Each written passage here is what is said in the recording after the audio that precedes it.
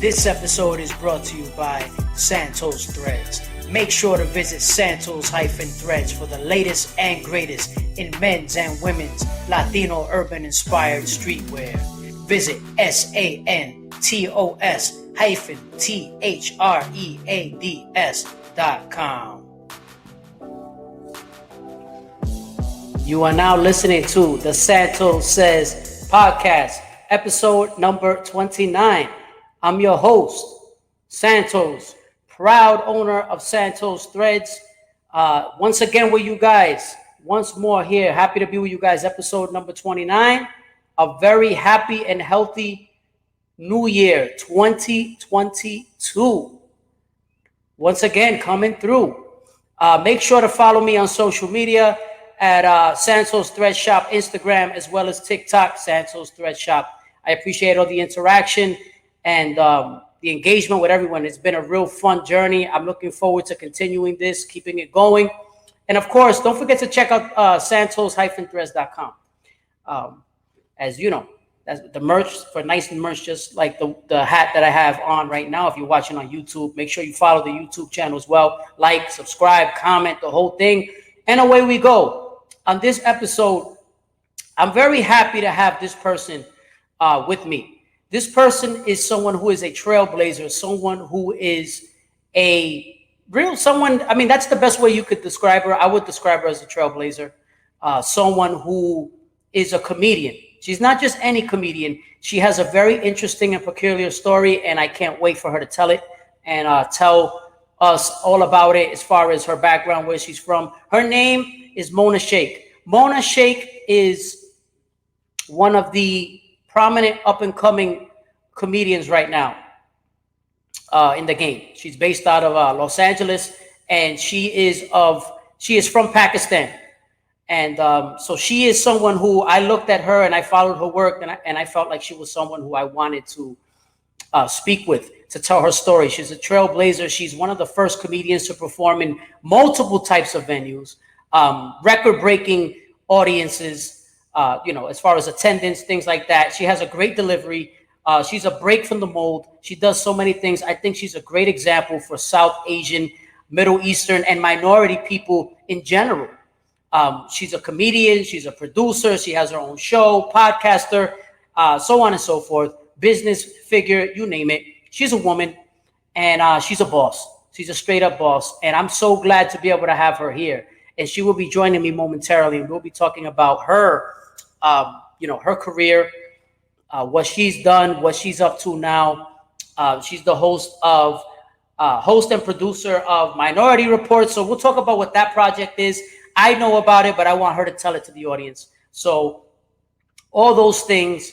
And she's someone who, I always wanted to have, for me, I'm big into diversity. I'm big into a lot of, as you may know, a lot of you who have listened to my podcast, my previous podcast. I'm big into giving minorities a platform.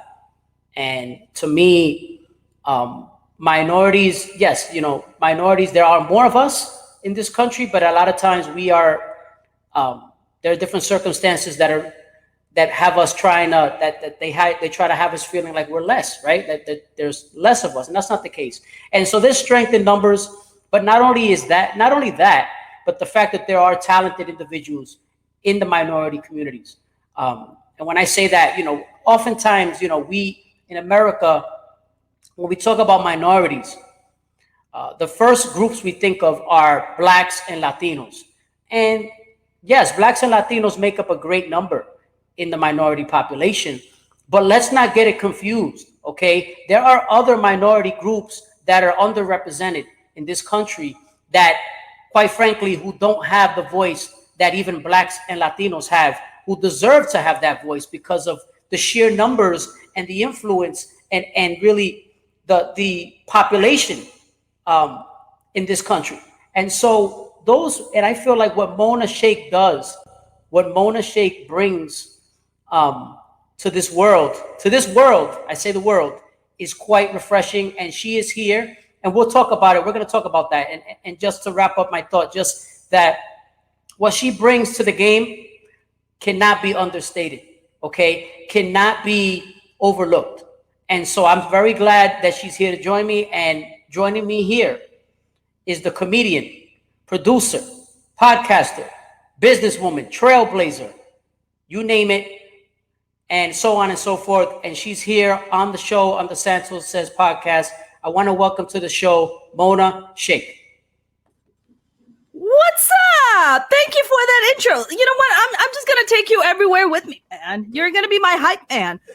I'm gonna be showing up to the restaurant and be like, now comes Mona Shaikh, comedian, producer, podcaster, trailblazer. They're like, it's just Chipotle. Relax. What are you doing? What are you doing? You are tremendous. I gotta tell you, so I saw your work. I was familiar with your work, and I needed to have you on because you are someone who I look at you like a trailblazer.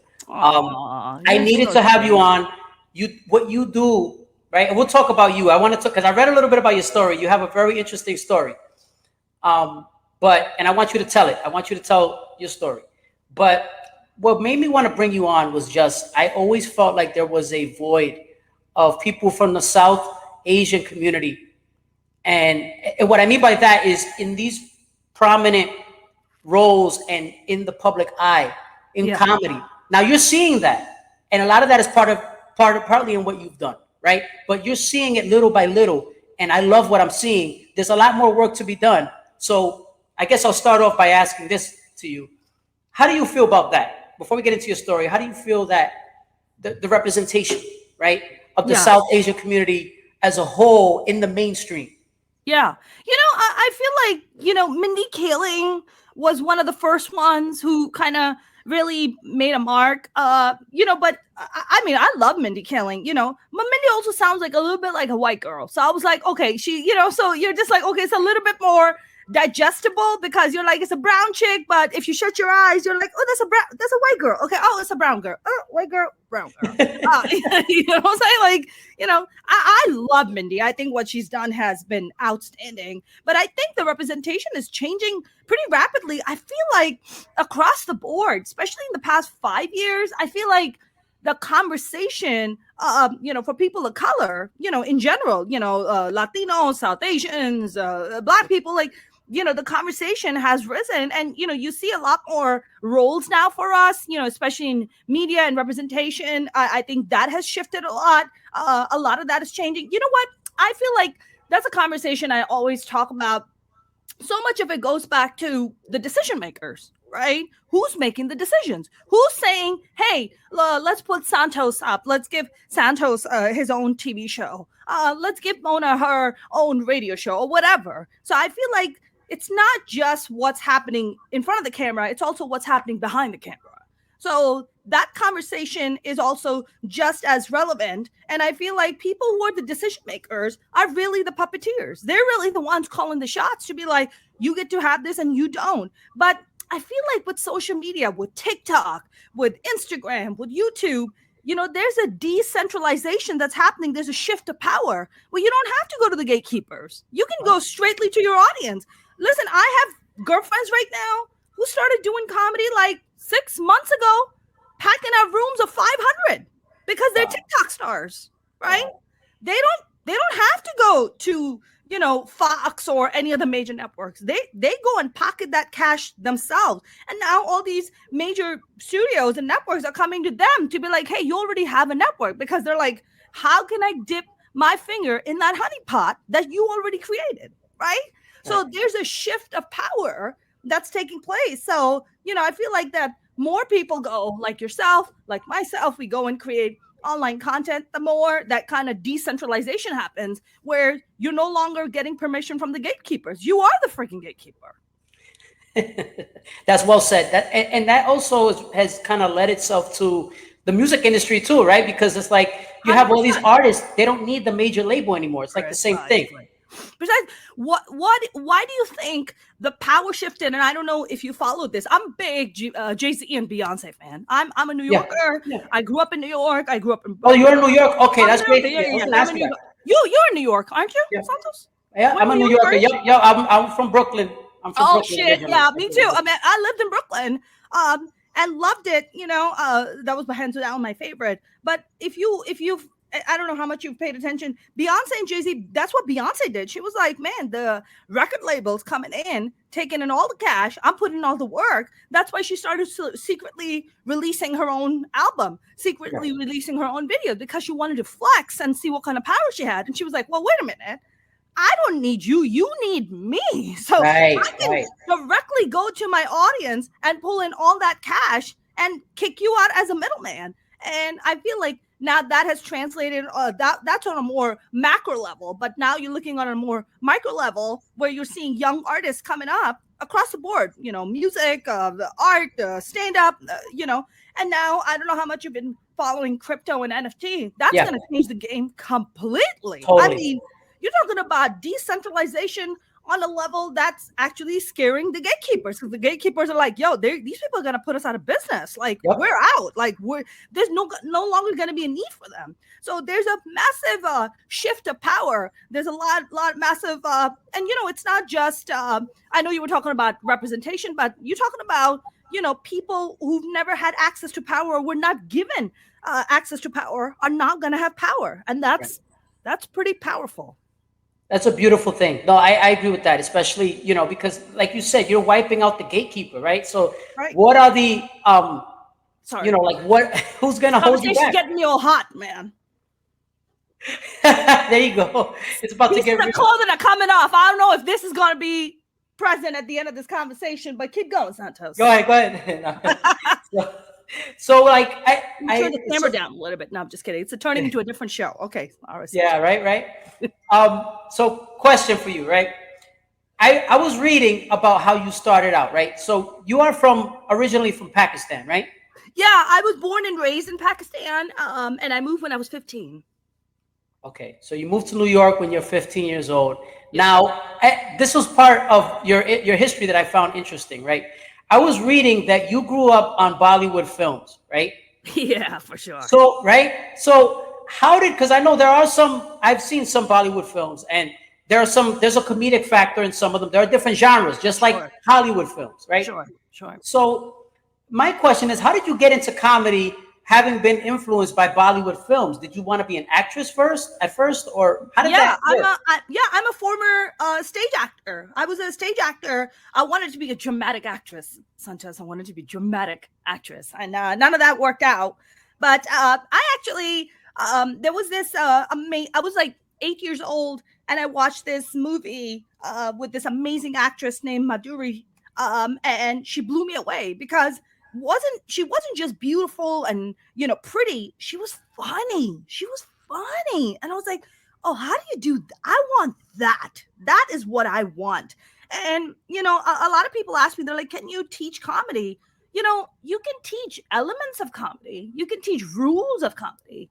But I think that inherent timing and stuff, I'm sure maybe you can perfect it. Maybe you can get better at it. I have seen it done. I have seen other comics kind of come up the ranks and be like, oh, wow, like 5 years ago, you weren't that funny, but now you got to figure it out. Okay, cool. Because there's layers, right? There's layers to this comedy game. But I feel like a lot of times comedy chooses you. You don't choose comedy. It chooses you. So it has to be like, I choose you. I want you to deliver my message. That's how I feel. I feel like I've met other comics who say the same thing, that they're like, comedy chose me. I did not choose comedy. And it's true. I mean, look, I wanted to be a dramatic actress. And I started taking these acting classes with this acting coach named Anthony Apeson. And Anthony Apeson, like, one day pulled me on the side. And he was like, you know, you're very funny, right? And I was like, don't say that. I don't want to be funny. You know? And I was like, no, I don't want to be funny. And he's like, but you can be dramatic and you can be funny.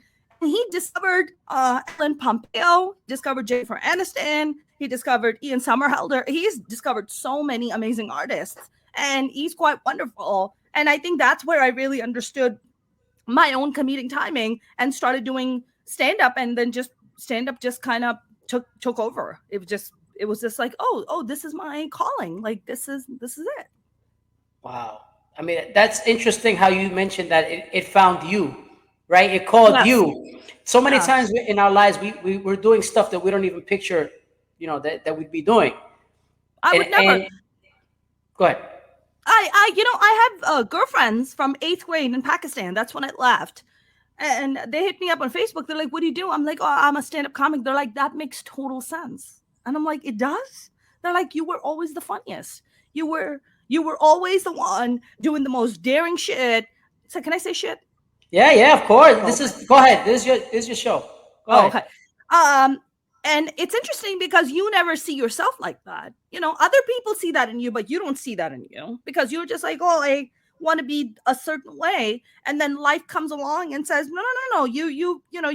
You're on a parallel path, but you're not on the path. Let me put you on the path." And then, if you are paying attention and your eyes are open, because that's the one thing I always say in life: pay attention. Pay attention. Open your eyes, open your ears, pay attention, be in the moment. Don't be like, "What am I going to do 2 days, or what am I going to do an hour from now?" Be in the moment. And I feel like that has so much power because I feel like even at that time, if I wasn't paying attention and if I wasn't focused and I didn't have my ears and eyes open, I would have probably missed that, or that both would, or maybe I hadn't been paying attention until that moment. So whatever brought me to that moment to open my eyes and pay attention to put me on that path, put me on that path. But this is the path I was meant to be on.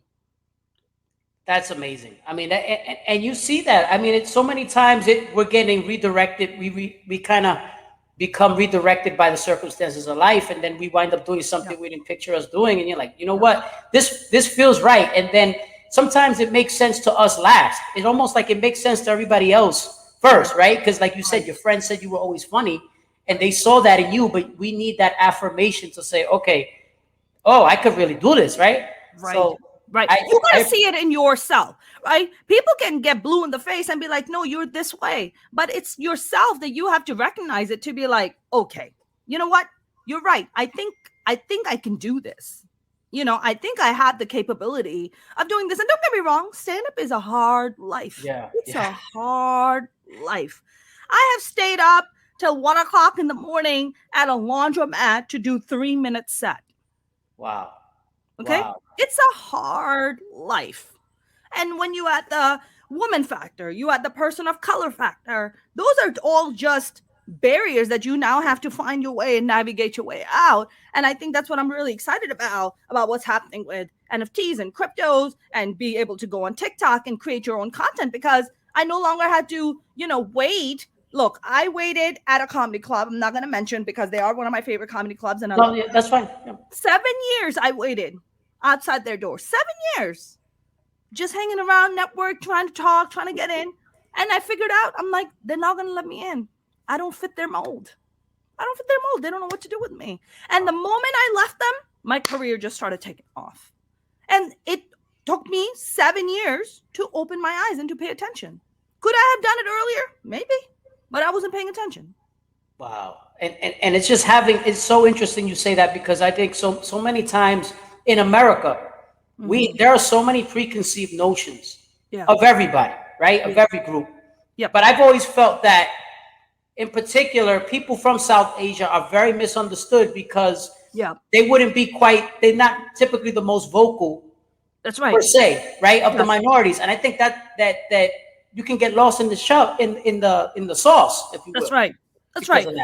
I feel like the younger generation, like my generation and younger, look, I came to the US in the 90s, and I was a kid. Like, I felt a lot of shame for my culture. I got bullied in school for being like, "Oh, you smell like curry.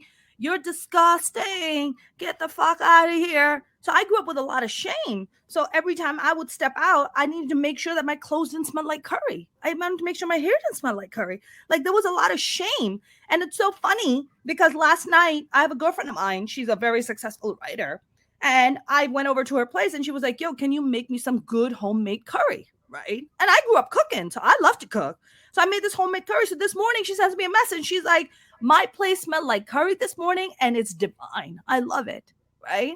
And it brought me back to that moment as a child, like in America, to be so ashamed of my identity, to be so ashamed of my food, to carry so much shame. "Oh, you're listening to some ethnic music? Turn it down so nobody's listening."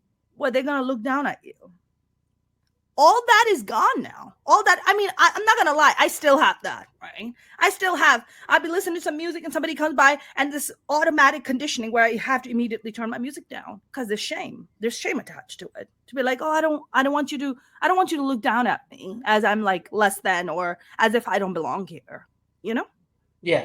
Yeah. No, and I hear you, and I get that because I've seen it. I've experienced it on a different level as an outsider watching, and I've always kind of, because I think for Latinos it's a different kind of struggle. Yes. It's different. Yes. It's not the same.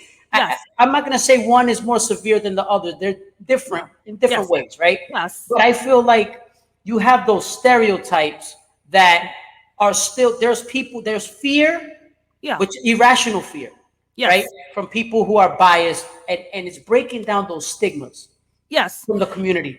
I gotta say, Santos, I feel like stereotypes exist for a reason, right? Look, there are stereotypes about people of color. There's stereotypes about white people too. Oh, white people like right. And, right. There's stereotypes. Right. There's these stereotypes exist for a reason because they do exist. Certain stereotypes do exist. There's no denying about that. There's certainly no denying about that. But then but you can't take an entire group of people and just condense them down to a stereotype. Stereotypes are really fucking good when it comes to stand-up comedy. Maybe if you do it right, maybe, right? But I think stereotypes exist because they have a certain validity to them. I'm not saying all the time, but I'm saying there is a certain validity to them, just a little bit. Like for us brown people, like, yeah, that's right. We do have to constantly go to school and get freaking come first in spelling bee contests. That is a fucking stereotype, but it is true. Like our parents are hardcore about that shit, Yeah, when you are the moment, like our parents tell us all our lives, don't talk to boys, don't talk to girls. And the moment you go to college, they're like, when are you getting married? Did you find yourself a boy? And go, motherfucker, you've been telling me this entire time not to talk to the opposite gender. Now I got to find like somebody. Yeah, right. That make no freaking sense. I know it's a stereotype, but also very valid, right? That's fascinating when you break it down that way. It's fascinating, and these things exist in many cultures. There's different little nuances that exist. And you're like, That's the family aspect. That's right. Listen, I've done shows. I did a show in Vegas, 400 people, packed out room. I was the only woman on the lineup, like most of the freaking time. And I go up and I did. That's like literally one of my best sets I've ever done. It was just so fucking fire. The crowd was just drunk and fucking $2 beers. People are fucking having a damn good time. Yeah. Okay, it was fantastic.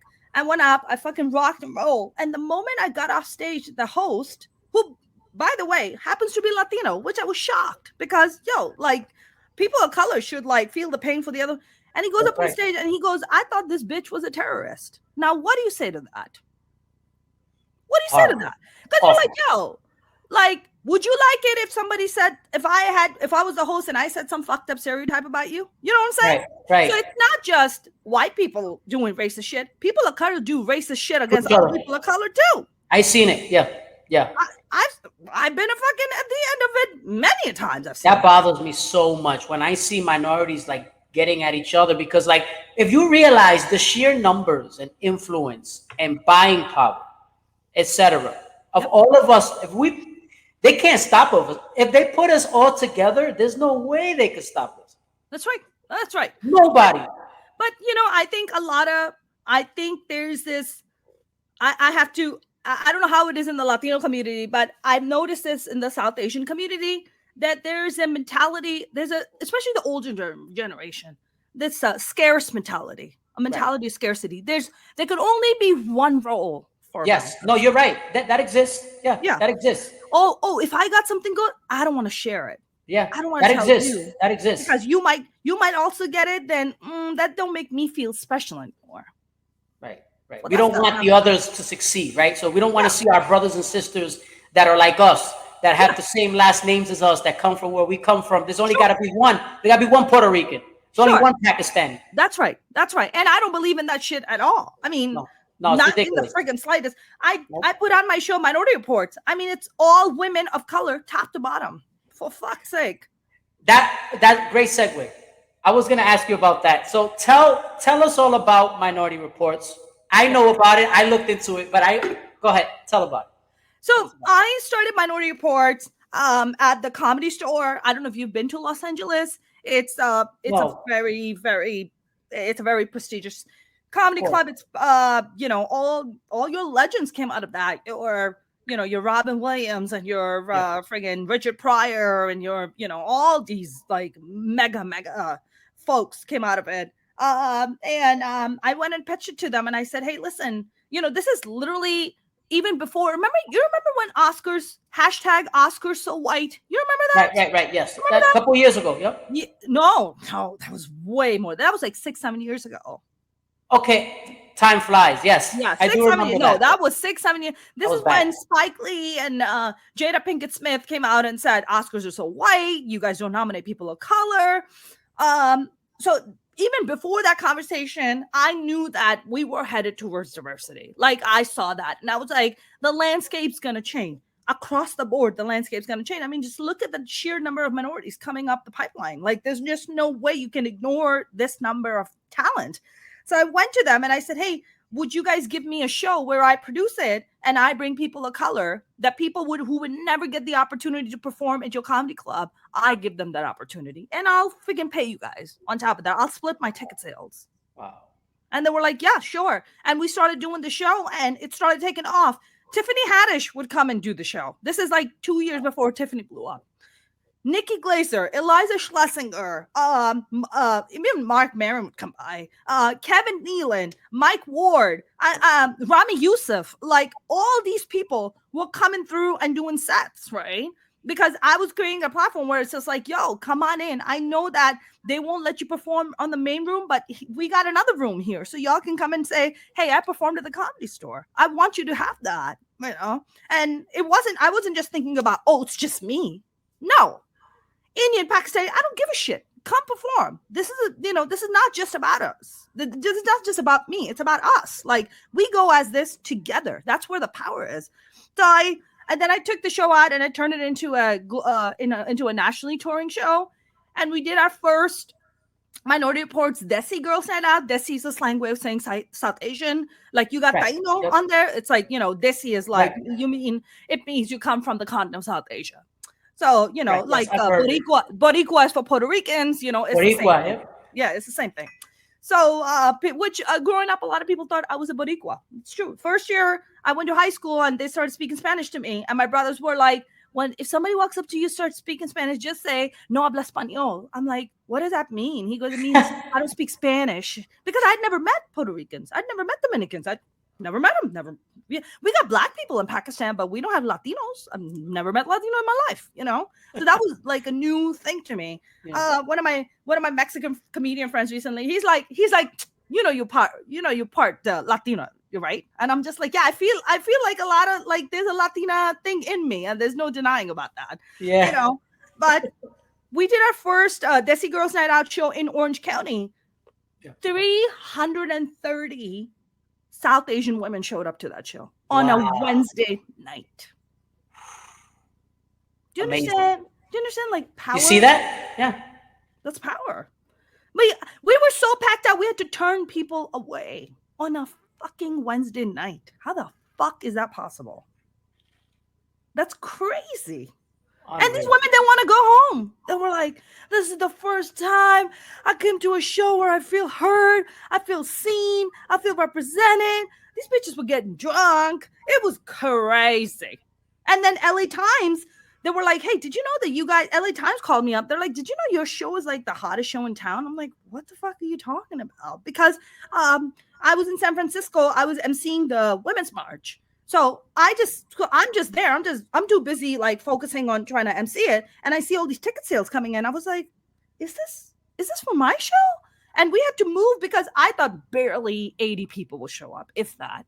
We had to move from our small room to the big room. Thank God they had a big room. So we like just packed the rooms out, and we've been like packing rooms out ever since, man. Very, very lucky, very, very fortunate. We were just at the New York Comedy Festival. We sold those shows out. And we got offered a tour, so now we're going back in April.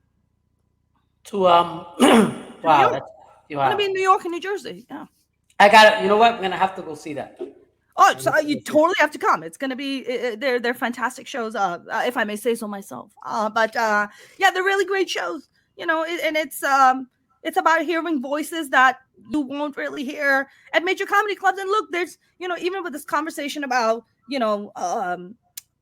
representation and stuff, the comedy clubs are changing just a little bit, but not a lot. Not a lot. They don't see value in us. They don't see value in us. Now explain. Yeah. I'm sorry. Go ahead. The problem is, Santos, is that clubs and studios have not yet figured out. They know, like with the Fast and Furious franchise, like with all any franchise that has diversity makes a fuck ton of money. That's why they keep coming up with like Fast and the Furious 20. It's like, why the fuck do you think they keep coming up with that? Because they know it makes money. They know diversity makes money. But there's a power struggle where people who've been sitting in positions of power don't want to let that power go. Right. They're like, shit, the landscape's going to change if we let this power go. But they don't understand. Isn't it about dollars and cents at the end, or is it about power? Which is it? Well, here's the thing, though. You're right. You make a good argument, but here's the thing. I've always made the argument that some people have their priorities are different. So like some people, the power, when they get to a certain level of money, unfortunately, the power supersedes the money. So the power is more important, unfortunately, to some people than the money, because they look at it like they're always going to have money. And that's why I say about it is just as important for people behind the scenes as it is people in front of the scenes, because behind the scenes is really what determines who gets to be in front of the camera. That's right. That's right. They make the decisions. They call the shots, and nobody will never meet those people. Half of us, right? The audience won't meet them, but those are the people that have they pull the strings. That's right. That's right. You were going to ask me a question. Yes, what I wanted to no, definitely. It was just along with what you were saying. You answered it already for me. What I wanted to talk about was 2019. I read something very interesting about you, right? So you made history. According to your website, you made history. You performed in front of 60,000 people. Yeah. Explain that to me. I think I was so busy preparing for it, I didn't quite grasp the impact of it.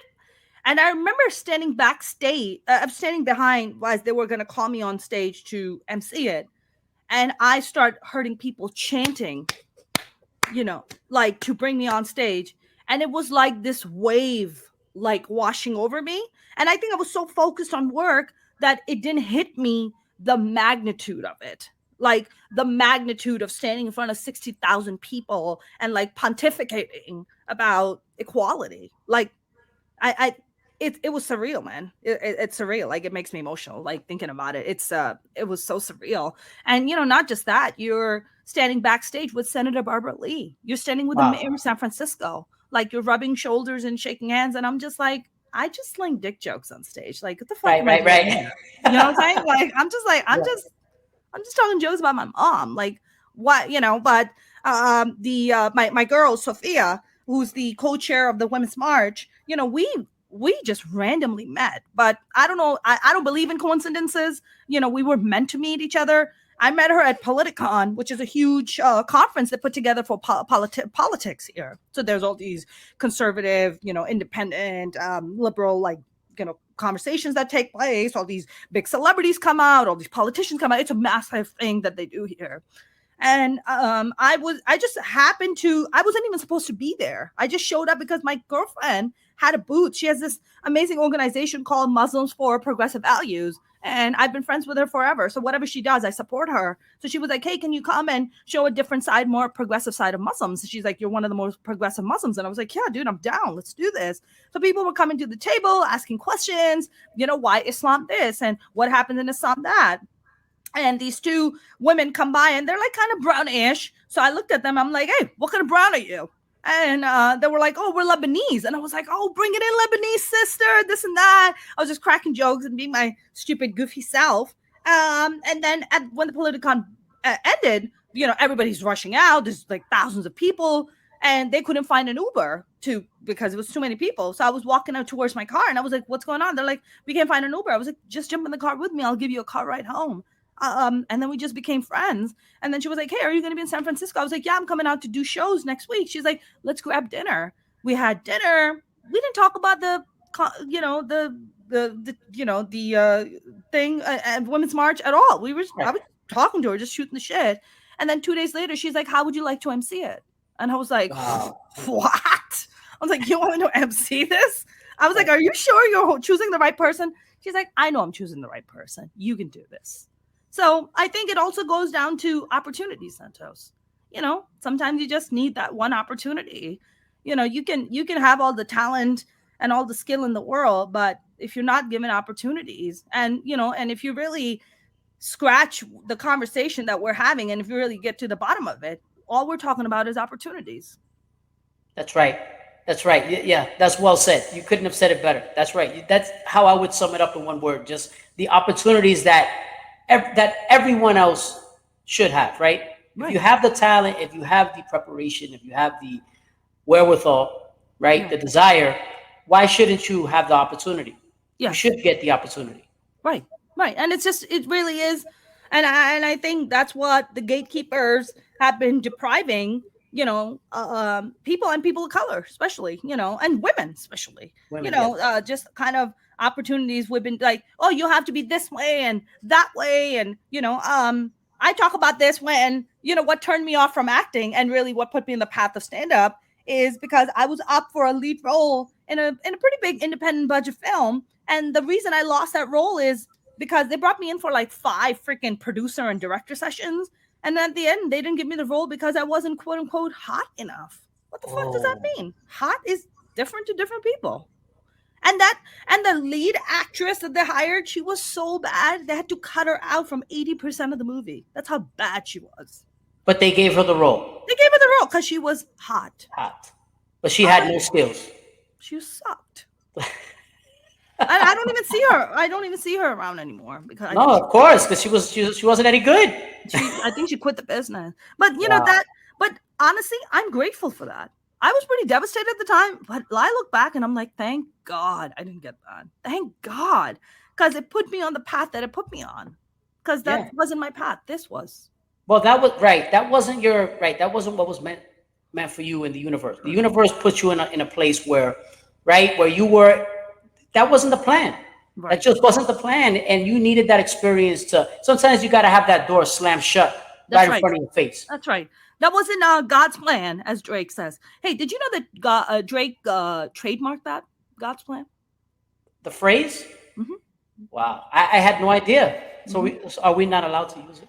You cannot use it in public for business. You cannot. He'll sue you. No. Oh well.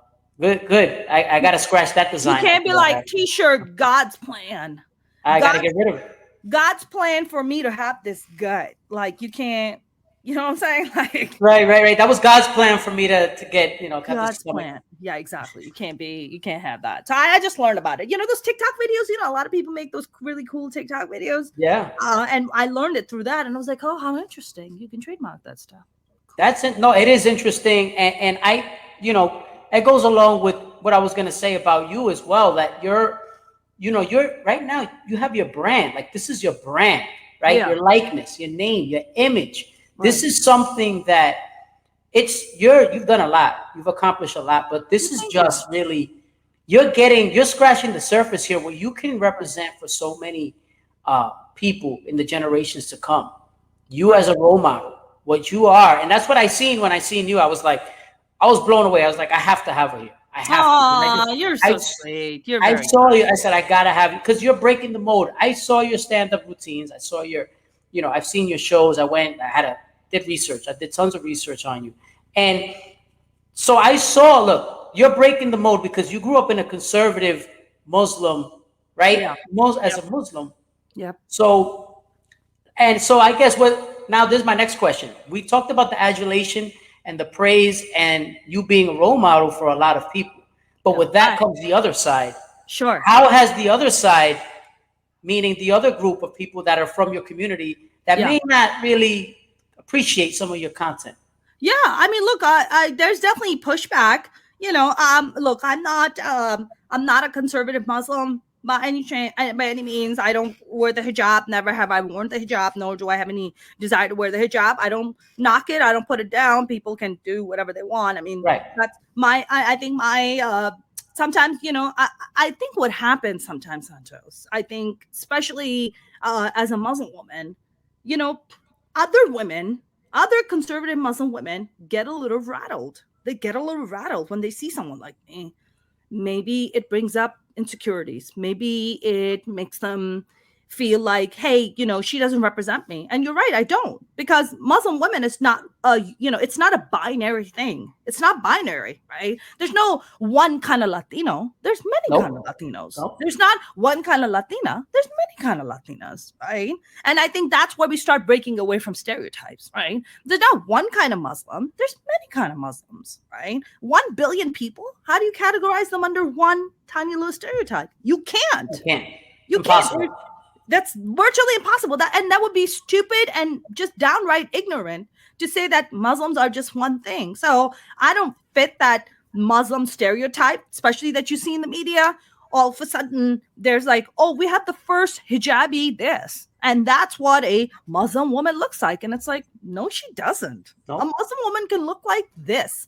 A Muslim woman can go out and wear a bikini and still fucking be a Muslim woman.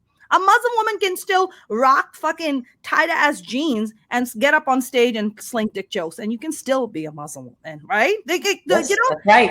Yeah, there's no one thing, right? So I think that's some of the backlash sometimes that I experience, especially on live shows. It's not a lot. Most of the time, it's a lot of support. Like, it's a fuck ton of support.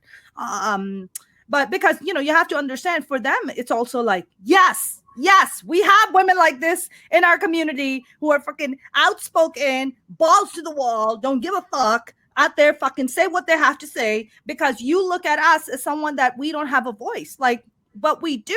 And like, listen, don't get me wrong, there's a lot of Muslim women who don't have voices. So I feel it's almost like a sense of responsibility, a sense of obligation to be like, yo, let me speak up. Let me speak up so you can change your mind, because that's one thing that I experience a lot, especially when I do, just like all Black crowds or all Latino crowds or maybe all white crowds. People walk up and be like, yo, I didn't know there were Muslim women like you. And it's like, precisely. And that's what I'm here to break away, to be like, yo, there's a lot of Muslim women who behave and live like my lifestyle, right? Still Muslim. Yeah, you're breaking the mold. You're breaking the mold. You're breaking the perception of what the stereotypes. That's correct. You mentioned earlier in the precisely. Right. Certain stereotypes may apply to me, certain, and then others that may not apply to me. Right. But yeah, it's amazing. It's great. It's look, that's why I had called you a trailblazer for that reason, because I see the jokes you're doing, and I see the material, like you said, you talked about like the dick jokes and stuff like that. Yeah. And it's like, it's empowering. Yes. Right? It's empowering because you've seen, you had to know, you had to be cognizant of the struggle that your parents and grandparents went through. 100%. Some of the things they had to do. 100%. And it goes beyond the dick jokes, right? I was talking about, so I have a video on TikTok that's going viral right now, and it's shocking the shit out of me. And what is the video, you ask? It was like, I just said it in jest. The video was, I was on the Young Turks. And somebody was talking about white Jesus. I think one of the fucking Fox News assholes were talking about how Jesus was white. And I was like, you got to be fucking kidding me. Nope. I said, you know what kind of SPF it would have taken him to survive in that kind of fucking heat? It's impossible. It's impossible. He would have spontaneously combusted in that kind of fucking heat. You can't, there's no white Jesus. What are you talking about? Yo, Santos, people lost their shit. Man. No, but I agree with you. I don't care. I co-sign that. I don't care. I've always said it. My thing is, Santos, that I wanna talk about things that we as women somehow are not seen as valuable to talk about. I talk about school gun shootings. That's a topic very near and dear to my heart. I donate to that. I donate to those causes for the parents who lost their children. That's look, as someone who grew up in a pretty violent country, I'm not for violence. Only when it comes to extremists and Nazis and shit, I'm all for violence. But besides that, I'm not for violence. Right? I'm not about that life. We have a thing. I don't know if y'all have this, but we got cousin fucking, and it's a problem. Wow. And it's cousin. People be fucking their first cousins and having children, and they have a lot of. I've seen that. Yep. It's gross. It's fucking gross. It's very prevalent. And in Pakistan, it's so bad. Now I think the government's putting out statements be like, don't fuck your first cousin. Like, go find a fourth, fifth cousin. Stop fucking your first cousin, And like some people got upset. They're like, yo, why you calling it out? Because it's not just wrong. It's morally wrong. Yes, morally wrong. Serious health ramifications. You're passing those fucked up genes down to your kids. Like, those poor babies didn't ask for this shit, Yeah. Even the doctors, Pakistani Doctor Association in America is going out to Pakistan and be like, yo, you guys, you need to stop doing that. Y'all need to stop. There's so many people to fuck. Like, stop fucking your first cousins. What do you attribute that to? First of all, I didn't think we were going to make that left turn, but it's a good one. Right? That was the last thing. I did not have that on my notes. Like, stop fucking your cousins. Cousin fucking. Stop fucking your cousin. I think what attributes to is sometimes it's about keeping money in the family. Oh, okay. It's about keeping status in the family. It's about feeling as if, maybe you're like, why am I going to go look for somebody else where, we're already at a certain status. So we want to keep those people. A familiarity thing. For us, it's not just two people getting married. It's families getting married. So families have to get along. So if families are already getting along and the kids are the same age, then they're like, why would we not marry? Right. You know what I'm saying? Right. Yeah. That makes sense. Like, I'm curious. Exactly. For us in America, you're just like, I like this person. Maybe I like the mother or not, or the father or the siblings. Who gives a shit? But I love this person. I'm going to marry him. It's not like that in South Asian culture. No. It's not like that. If your family matters, you ain't getting married, period. Wow. It's not happening.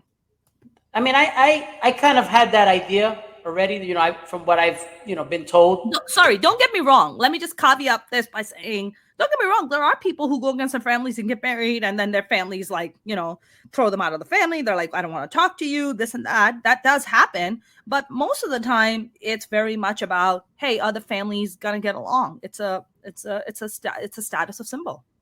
Wow. It's a symbol of status. Yeah. Listen, and those are things that that's what you're here. Again, that goes along with you. You represent a symbol of change, of evolution in just the whole thing, like just breaking the mold from everything in every way. You being a woman, a minority woman, a brown woman, a Muslim woman from Pakistan. Yeah. I feel like also, I think a lot of the American born South Asian kids don't understand the kind of privilege they are born in. Yeah. Look, if you are born in America, you are born in privilege. Even if you're the minority of the minority of the minority. You're right. You are born with a certain golden ticket in your hand that if you work hard, you figure that shit out, you can make money and pull yourself out of poverty. You have to understand, in countries, in South Asian countries, that is rough because the government does not provide you any support system, right? There's a lot of bullshit. There's a lot of red tape. If you're born in a certain family, it's hard to break out of those fucking molds because there's no like structure that really supports you. Do people come out of it? Absolutely. How do I know? My father did. My grandfather did. Right? My grandfather, when the migration happened, and I don't know how much you know about the history of India and Pakistan, but in 1947, when the British finally fucked off, they left us, and then I love how you said that. Yeah, they fuck off. And then the Muslims and the Hindus were getting into a fight, and Muslims were like, "Yo, we're not feeling represented. We don't feel like we have a voice. We want our own country, and we want to create a secular nation." So Pakistan was supposed to be a secular country, not a Muslim country, a secular country. Right, and a lot of people don't understand that because the founder of Pakistan, Jinnah wanted a secular nation because he was like, look, if I as a Muslim don't feel represented, then there are other minorities who also don't feel represented. And I want you to come and feel wanted and accepted in this nation. Yes, if you're Muslim, great. But if you're not, I want you to feel represented because he himself wasn't a practicing Muslim. He married a Hindu woman and used to drink and fucking party it up. He came from a very wealthy family. Wow. He went to Oxford in a time when you couldn't even think about going to Oxford in London. right? I mean, you're talking Right. about like a time when brown people we were a bunch of fucking coolies. That's what they. That's the equivalent of N-word for us. They Right, used to right, call us right. Yeah, coolies. I'm familiar with the term. Yeah, Yeah. that's what they used to call us. And for him to come around and to be like, yo, and to be so progressive thinking, to be like, we're going to create a secular nation where anyone who does not feel like they're wanted or, accepted, come to this country. And one of the things that Gina said before he passed away was just like, he's like, yo, don't let the fucking religious extremists, don't let these mullahs take over this country. They'll fucking destroy this country. And that's exactly what the fuck happened. That's why Pakistan is such a fascinating country. You see a lot of brilliant people come out of Pakistan because it's a war between the extremists and the intellectuals. So my family are all intellectuals. That's the family I come from, even though conservative, but intellectuals. That is fascinating. No, I appreciate you sharing that here, for sure, because there's so many people who don't know this. I mean, I so learned something. nuanced. Yeah, it's so nuanced. Like, you gotta be there. Like, when I came as a child, I had fellow Pakistani and Indian kids in high school putting me down, calling me a fob, calling me a booger, like calling me all kinds of fucking horrible names because they felt that I was less than them because I was born in their fucking mother country.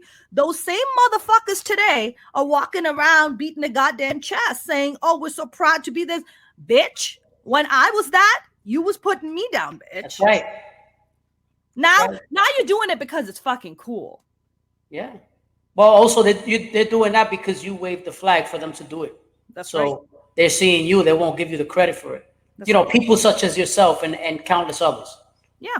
But those same kids are walking around today and standing on the shoulders of people like myself. And it's just me. There's a lot of other people like myself who came from the fucking mother country, who had to adjust, who didn't have access to things, and who never felt like we belonged. We always felt less than, and we were always made to feel like we were, not, as worthy as they were. Are the same motherfuckers now walking around beating their chest saying, oh, I'm fucking proud to be this. Well, fuck you. You weren't very proud back then. That's right. That's right. Well said. And 100%. And look, it's a work in progress, right? I mean, we're not now where we were 5-10 years ago. That's right. So I think we're just going to continue the boundaries are going to continue to be pushed. Yeah. And it's a matter of time. And there's going to be more. There's going to be more, not exactly Mona Shaikh per se, but there's going to be another woman that comes out. 100%. I mean, and there should be, right? Because again, it goes back to, there's not just one kind of this. Santos does not represent the entire Latino community, right? There are going to be other Latinos that are going to come up and show different sides and different aspects of the Latin culture, right? And the Latino community. Mexican is not the same as Puerto Rican. They're not. No. Nicaraguan is not the same as a Peruvian. Right? That's right. There's these nuanced things. A Dominican, right, is not the same as a Chilean. Like, no. Not even close, right? No, very different. And even among the Latino culture that I have learned about through my Latino friends, have the same thing as we do in South Asian culture, which is colorism.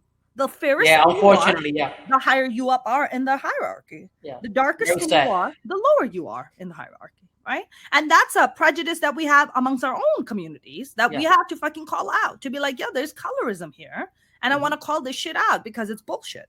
It is. That exists, and I think that's one of the commonalities among many. We have many commonalities as far as Latinos and South Asians, but that's one that's very prevalent. As far as the colorism, that's a real thing.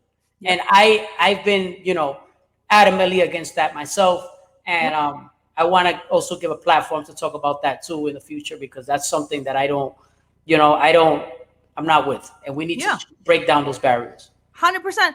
The only reason, especially in a Muslim, South Asian family, they would accept a Black person is if they're Muslim. That's it. That's their only card in. That's their only card. The only reason you get a pass is because you're Muslim.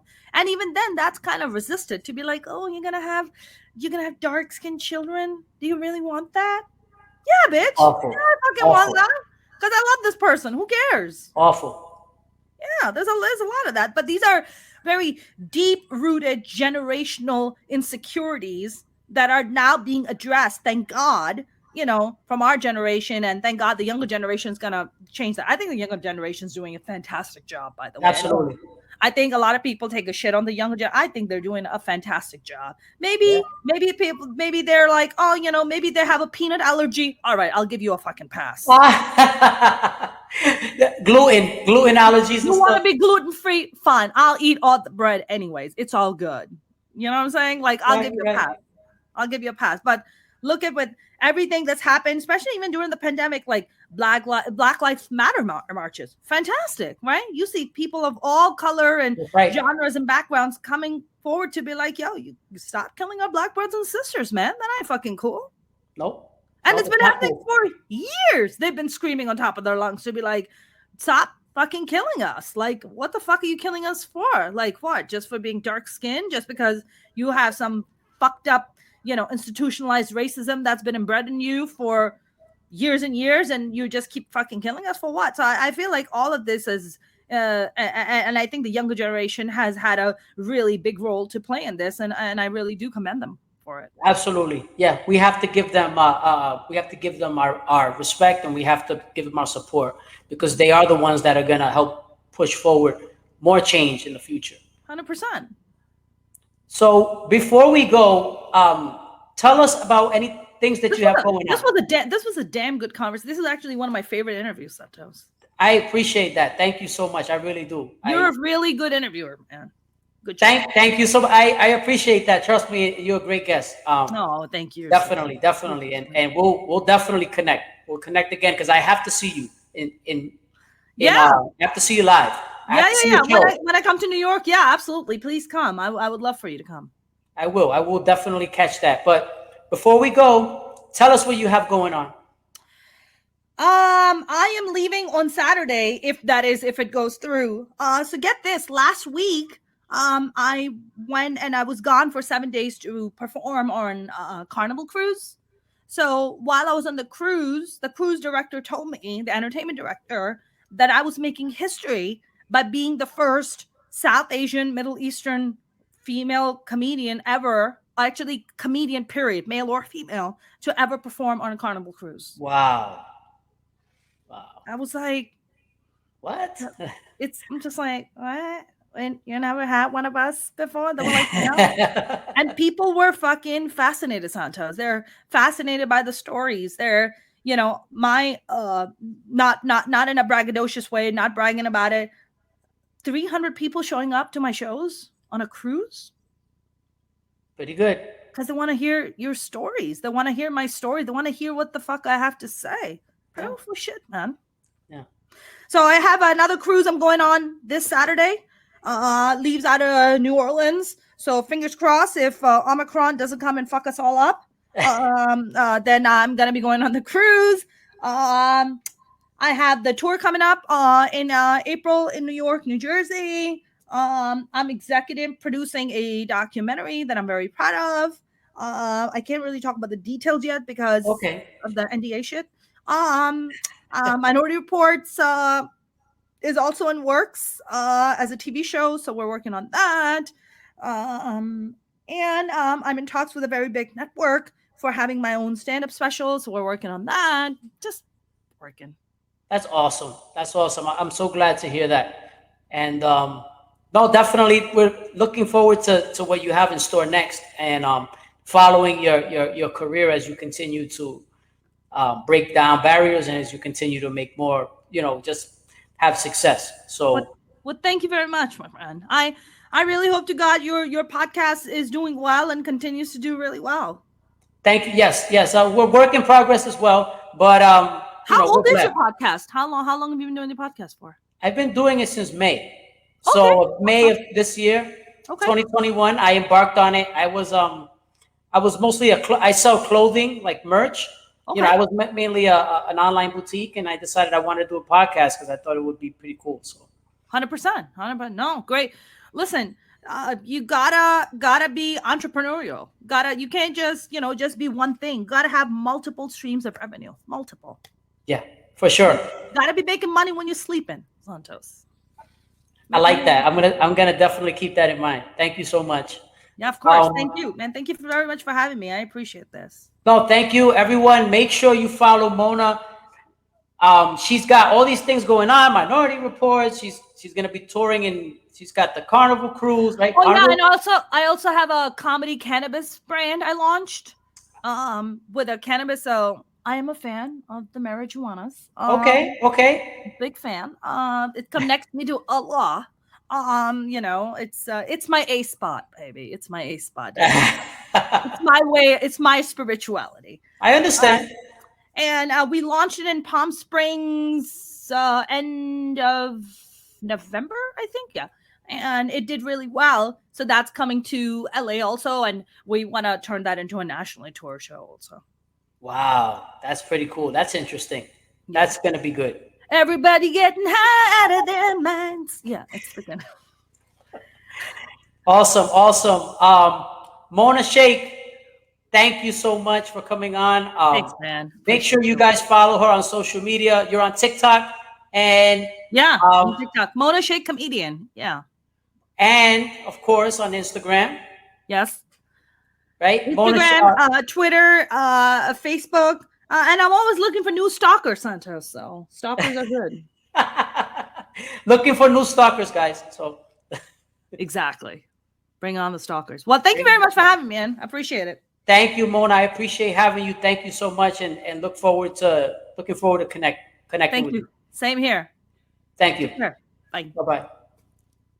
Wow. So Mona Shaikh, ladies and gentlemen, that was great, man. Like that was great. She's such a free spirit. Really brought a nice perspective to everything. And I think I'm looking forward to seeing what she's going to do next. I mean, really great, outstanding. As you can see, she has a lot to say. She has a great story. And I'm glad that she was able to share some of that here. So I want to thank her for joining me. Mona Shaikh, make sure you guys follow her on social media. The whole thing. Check out Minority Reports as well. And and away we go. Make sure you guys all follow me on Instagram, Santos Thread Shop, TikTok, Santos Thread Shop. Subscribe to the YouTube, the Santos Says Podcast. And of course, always on the audio version on Spotify, Stitcher, Apple Music, Amazon, and away we go. So thank you all for listening. This was episode number 29. And of course, don't just say what you mean or mean what you say. Say it with your chest.